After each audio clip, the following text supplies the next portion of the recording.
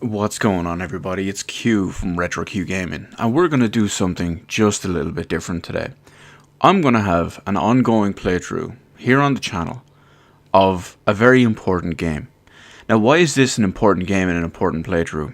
Well, this is my personal favorite PlayStation 1 game. Anyway, there's an intro, so let's get to it.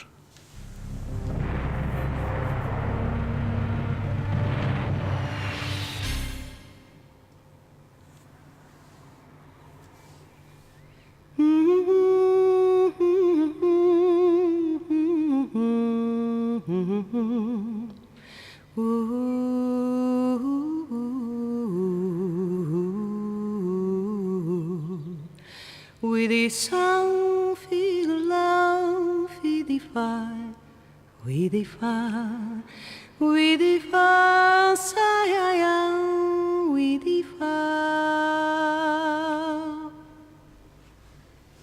Welcome to Vandal Hearts. As I mentioned, my personal favorite PlayStation 1 game. Many people will have the usual Final Fantasy VII, Final Fantasy IX, Legend of Dragoon, etc. in there. While most of those games are fantastic games, I still count this as my personal favorite. So, I'm sure if you guys already know, the way I do my offline recorded gameplay videos and series are very different to how I do my streamed ones. So what we're going to be doing in this video, or in this series, this playthrough, is we are going to look at it from a more critical aspect. I'm going to be talking more about the game. There won't be standard style commentary, but I'm going to be talking about the game, the mechanics, the levels, the design, etc. Things like that, rather than just commenting on the game the entire time. Because I'm very, very familiar with this game, I'm going to be going through everything in this game. 100%. It will be a complete run through, if you will. And it's going to be played a little bit higher skill level than your average person. So, let's get going as we start Vandal Hearts.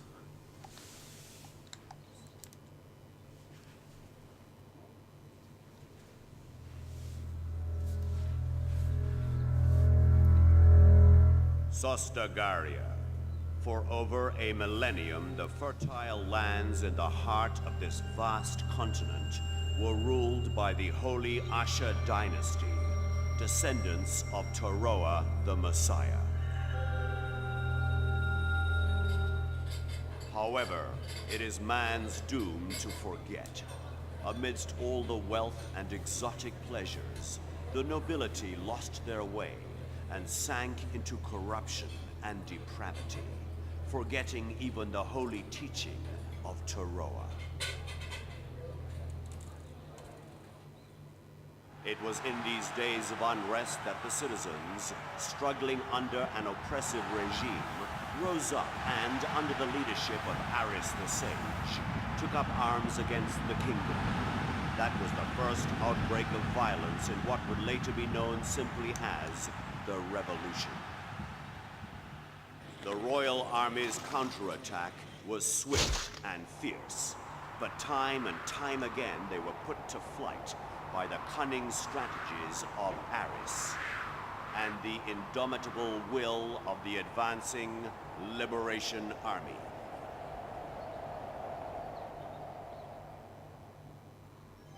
Victory in hand, the rebels set up a council and worked to establish the continent's first democracy. And so, the Republic of Ishtaria was born. However, Aris the Sage, whom all hoped would lead the country, mysteriously vanished and has not been seen again to this day.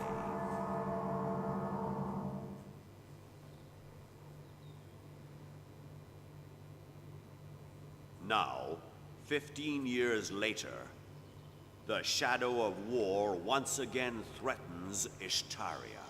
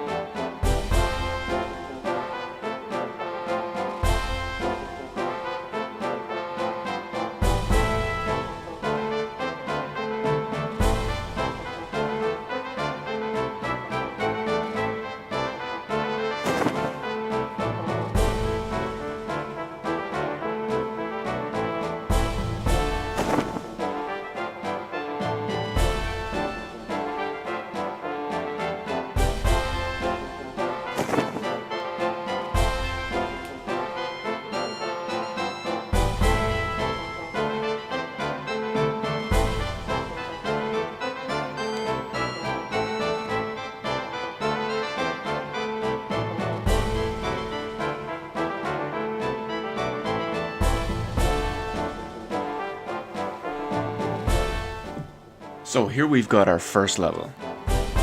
It works more of a tutorial, but it's the perfect example of where to start. So what kind of game is Vandal Hearts? Well, it's not really an RPG, but it's more comparable to Final Fantasy Tactics or Fire Emblem. And here we've got our main crew, our little heroes, Ash. I always call him Diego. Obviously it could be Daigo, but I consider him Diego. And Clint.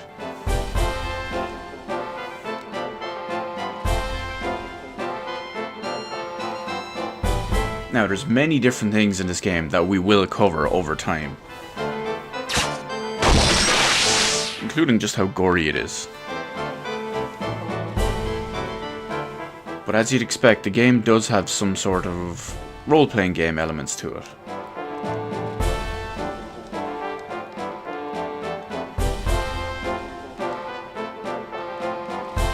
With the likes of experience, levels up, class changes, etc.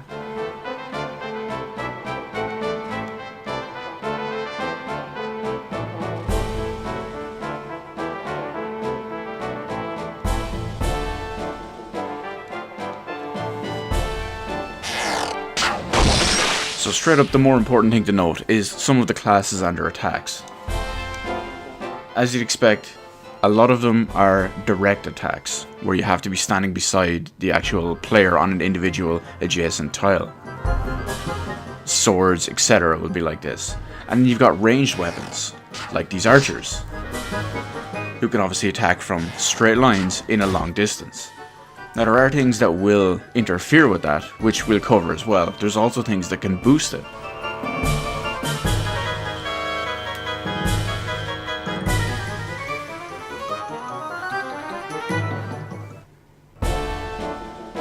Many other things to note that we'll go into full detail on in a bit are things along the lines of elevation. Now, this will give you a better look at it elevation wise, as well as attack direction.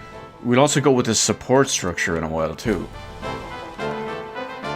And just like Fire Emblem, for example, there's a certain hierarchy of weapons. Certain enemies are weak to bows. Lances beat swords, swords beat axes, axes beat lances.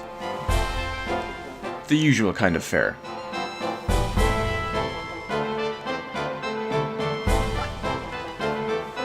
And because you've got stuff along the lines of direction actually playing importance, if you're going with something like finishing a turn early, you can actually manually select a direction.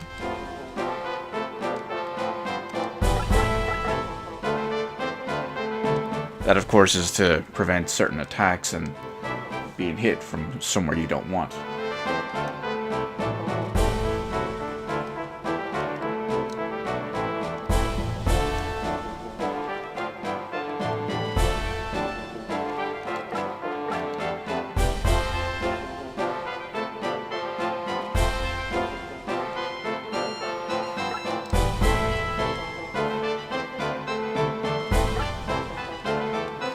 As you'd expect also, characters can use items, get upgraded equipment.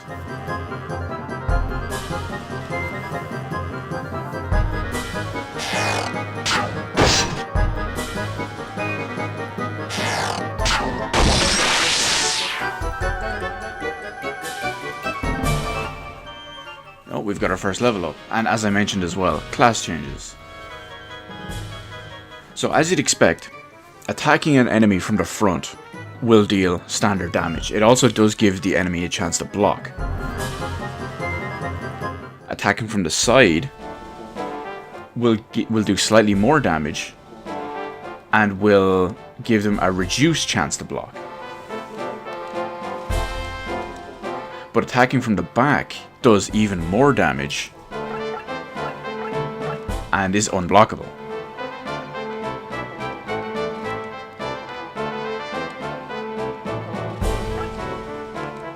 So you always want to keep your face to the enemy where possible and not show them your back.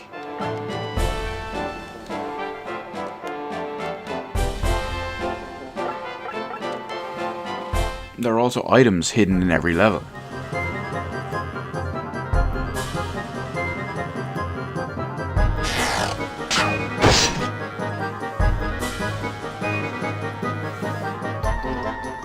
However, unlike Fire Emblem, this game does not have a permadeath mechanic.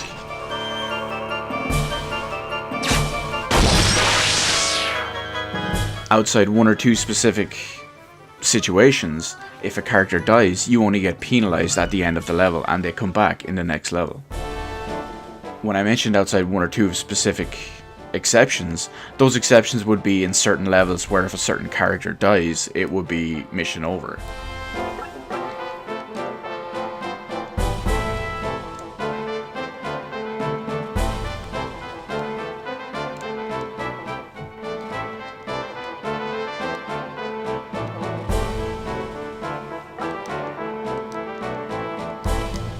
So just like here, we're going to make a little bit of a wall.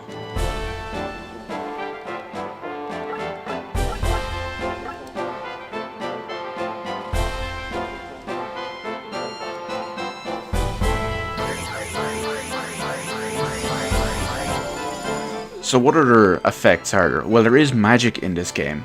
And what effect or what place does magic have in the weapon hierarchy?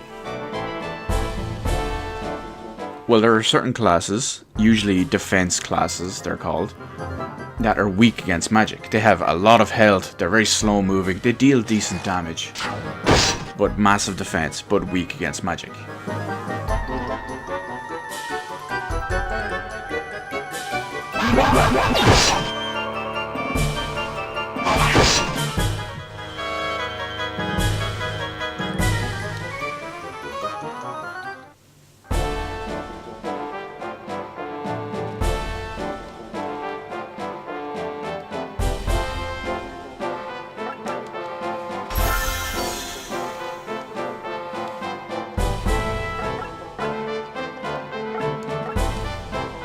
This was the kind of thing I was talking about. On every level, you've got strangely out of place tiles, like the one we have there. You can stand on top of them, usually they carry hidden items. There's another one in this level too, which is this one here. Looks awfully out of place, doesn't it? Sometimes these are just items to replenish whatever you had, sometimes they're new equipment, or sometimes they're stuff especially rare and secret.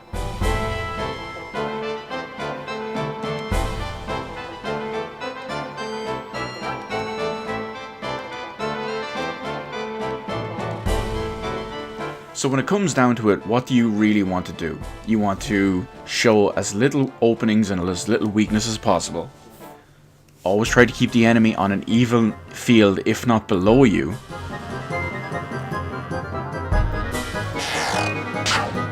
And don't open yourself up too much.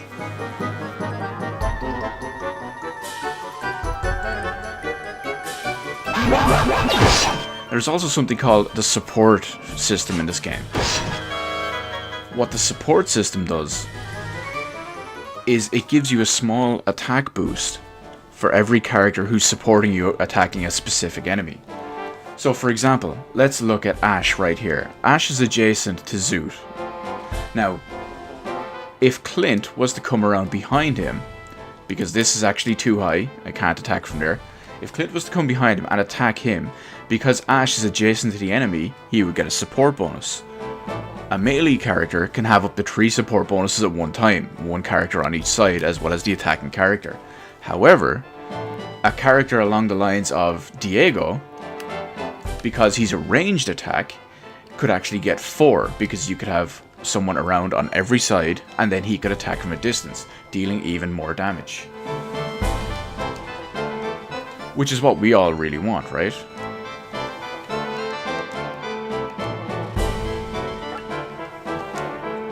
Another thing I mentioned as well is that there were certain situations where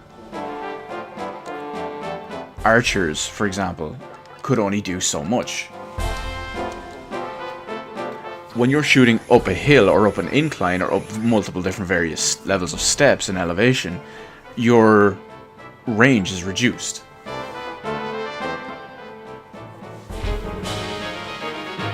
Just like, for example, if you're standing behind a tree, let's say I have Diego here, the tree will block his path. Now if I'm standing further back, he might be able to get 1 or 2 over it, but somewhere in here would be blocked. You'll see, this is all a lot to take in right at the start. You'll see it in practice a lot of through the game as well. And a nice thing is you can plot enemy paths, just like, say, Fire Emblem as well.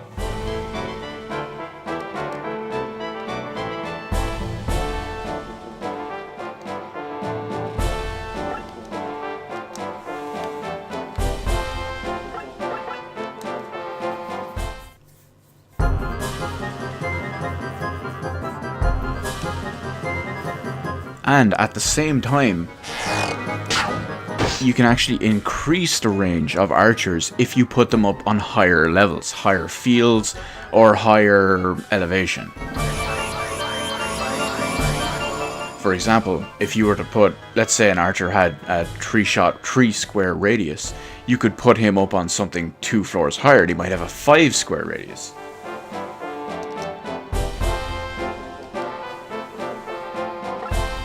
And not only would he get the increased range bonus, but he would also get the increased elevation bonus.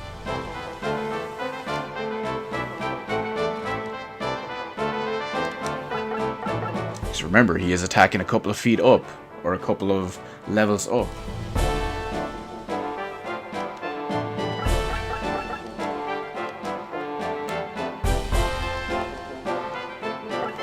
So you get even more from that.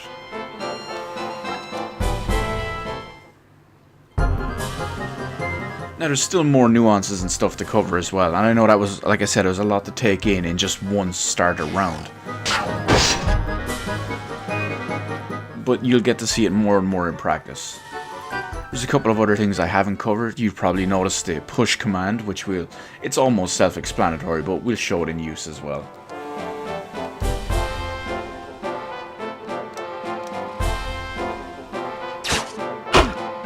And there's a perfect example of a block. Very inopportune block.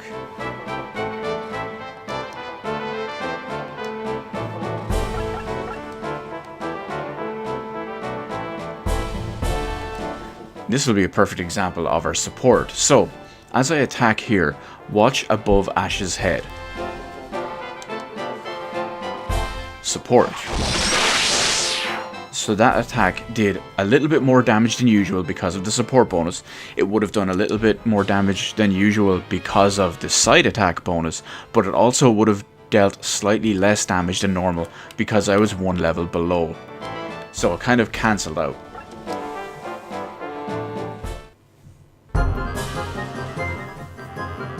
We've seen multiple different angles the game can be played from. Multiple different zoom levels. I personally am a big fan of the almost directly down. And another block.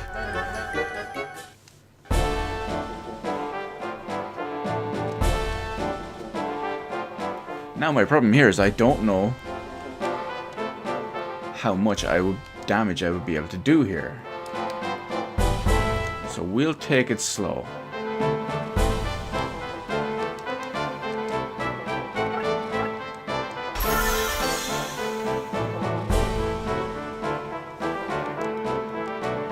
Every character can hold 2 items, and if you pick up a 3rd item, it will be sent to your storage.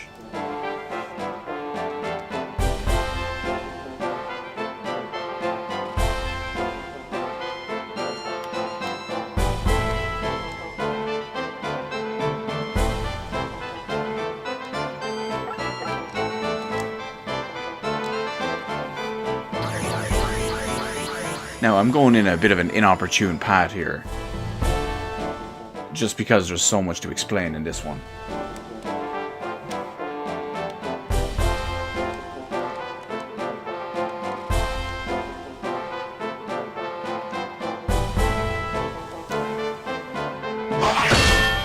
And Zoot is on an absolute block spree today.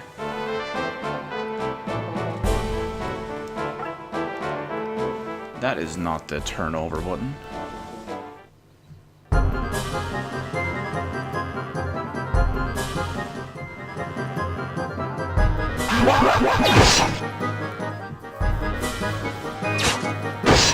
So that one would have dealt twice as, or 2 extra steps above its usual amount of damage.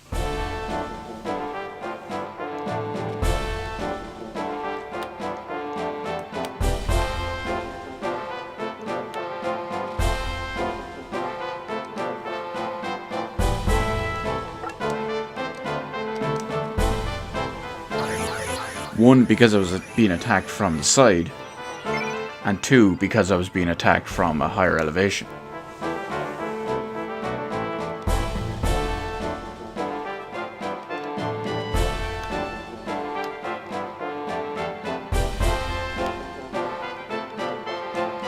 So let's use this as a perfect example.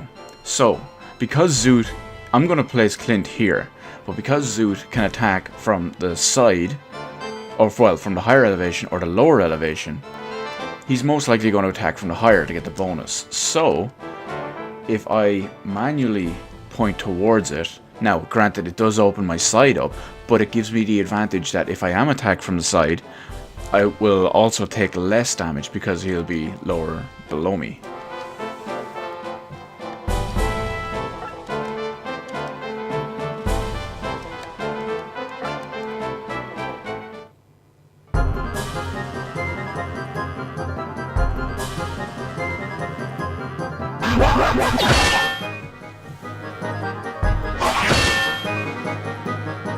I swear, in the massive amount of times I've played this game, I've never seen blocks like this.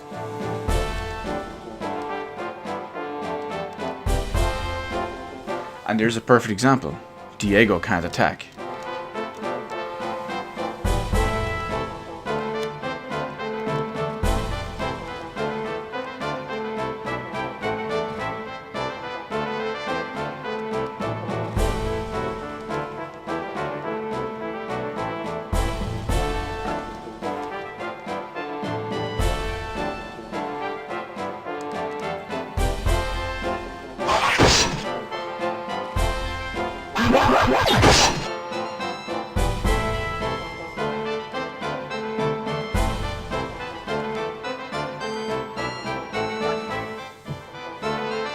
And this will just be a little bit extra to block the attack, his side off.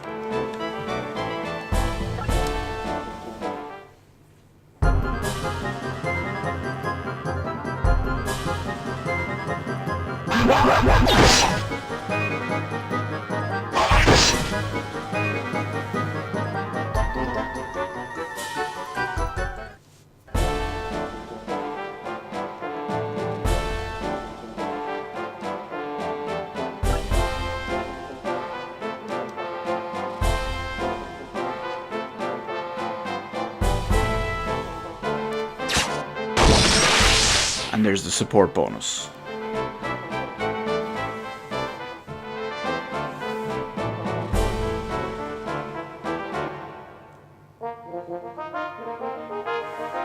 So we have our mission complete.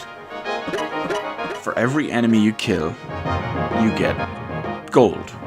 For every character you lose, obviously with the exception of mission-ending characters, you get penalized and lose some gold.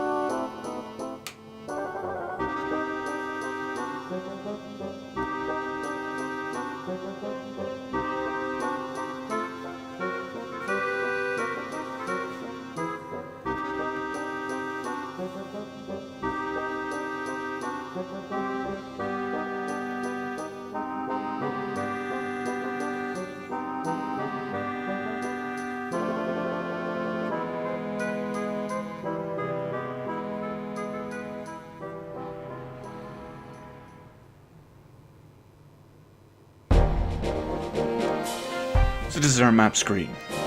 It's got all the usual stuff. You can move around from area to area. Most of them are just between individual levels and towns. We've got our items, again our individual character inventories, as well as our general depot. Now we did get some swords here, so we'll see who this is better for. Well, it looks like it's going to be better for Clint.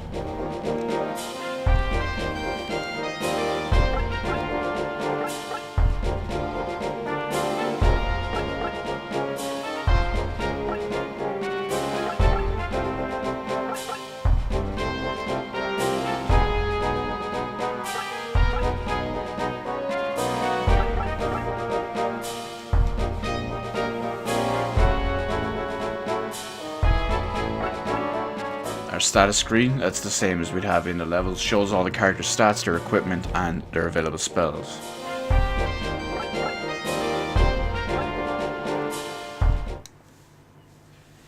So let's take a trip to our first town.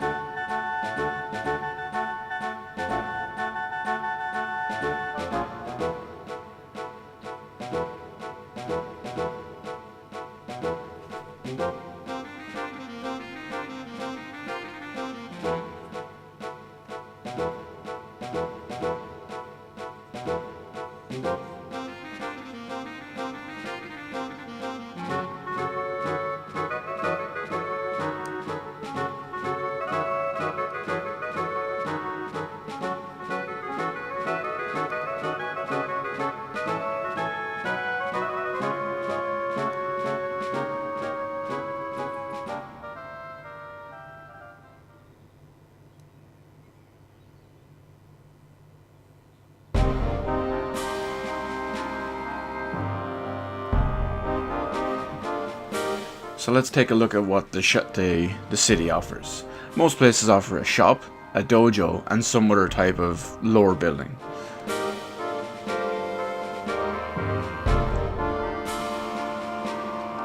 So the shop, as you expect, sells weapons, armors, and items.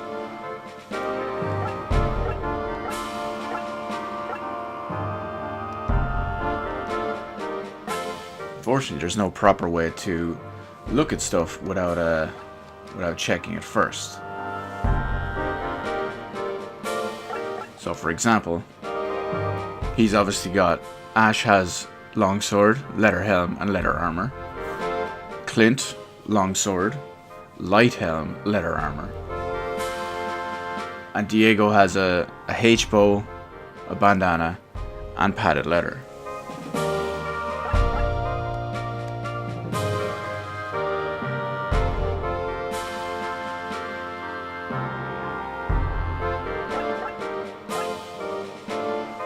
So the elbow is obviously better.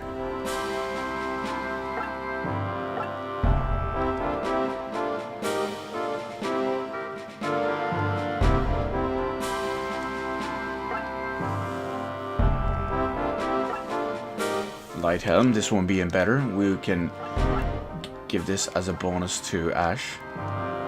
It shows if it is better in the bottom right.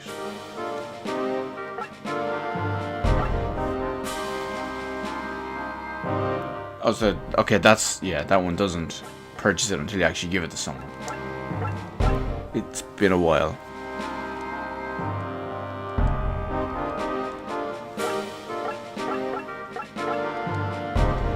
Of course, there's several different classes of weapons and classes of armor. Will come all through with time. There's the usual style of armors like, say, Ash and Clint will wear, and obviously Diego. There's some other stuff, some of the lighter armor that some of the lighter characters will wear. There's mage style robes.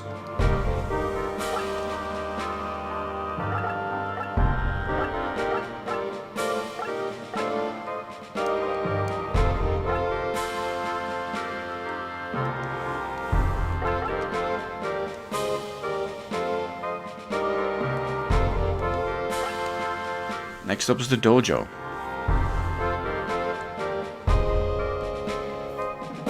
Now, we can't actually do anything with the dojo just yet, because the dojo is designed for class advancement, which can only be done further into the game when you get to higher levels. There's also one other use for it too, which we'll get to much later, because it's a bit of a secret.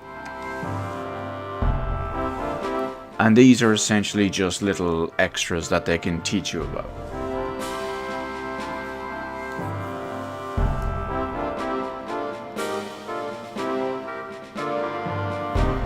Level 10 and level 20. Those are the two levels where you can class change.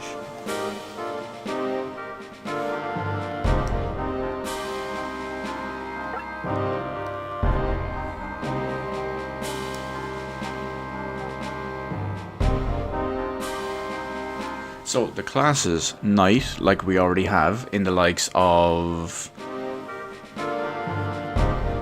I'm already forgetting their names. Ash and Clint. Armor, which we haven't got to yet, but those are the ones I mentioned with the high defense, low mobility, and huge amount of HP. Archer, we already have Diego. Airman, which we haven't covered yet, with the exception of they're the lance wielding class. There is another downside to them as well. They do have massive mobility, but they're extremely weak to bows. Mage, obviously mage is like you'd expect in most games, low HP, low defense, low physical attack, but a range and variety of magical spells. Priests are your healers, and monks are a cross between your priest and mage almost, if not between priest, mage, and very slight physical attack.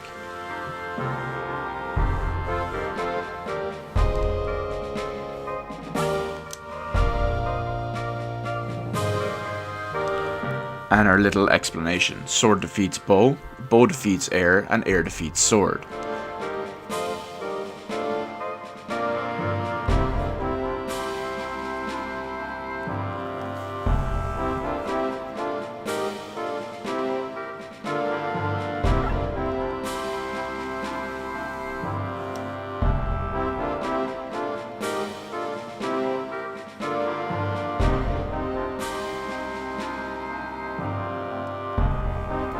So he tells us the legend of Turo and the key.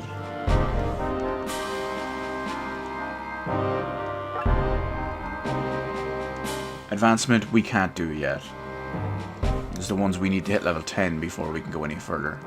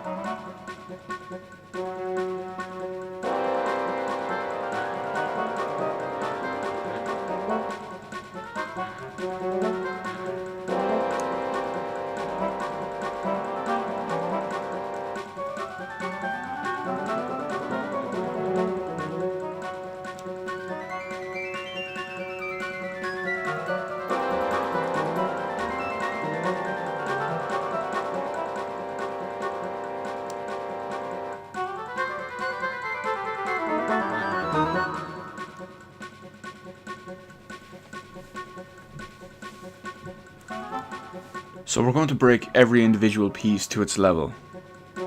So we'll end this one here, but first we'll save.